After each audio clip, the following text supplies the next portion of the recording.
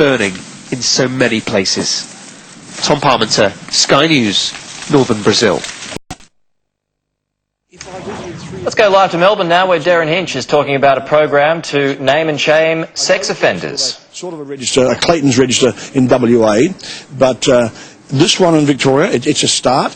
Federally, of course, Daniel's Law, as we're calling it, is now part of federal policy, federal government policy.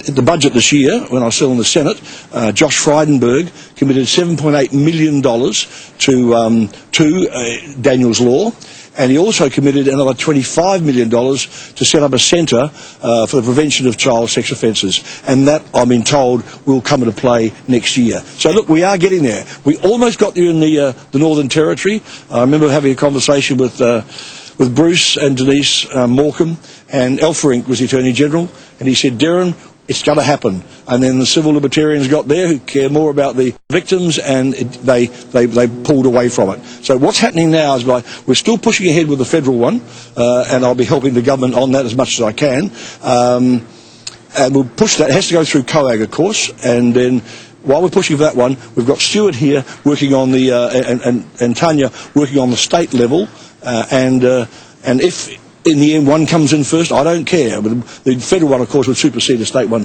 down the track. But look, it's not what we want. But I learned in Canberra, there's a thing called compromise. You get what you can get and work from there. I mean, the federal one with this federal government, it's postcodes only. Now, in the United States, where they've had it for more than 20 years, since 1996, it's a phone number. It's a photograph. It's not a phone number. Photograph, name, address, crimes. And I remember being with Sarah Monahan, who was the Hey Dad victim of Robert Hughes. And in her hometown of San Antonio, she pulled out her phone and she said to me, look at this, Darren. And we punched the word motel and 10 flags would come up. She punched in sex offender, and up came like 12 people, little flags in that area. We found the name, the address, and we drove past this guy's house. And that is what I want eventually here, but with postcodes as a start, and what Stuart and Tanya are doing here is a great step forward, so I'm very pleased. Thank you. Why not go? All right, we'll leave Darren Hinch there. More on that throughout Sky throughout the day. Coming up, I'll be live with News Corp columnist Miranda Devine in New York.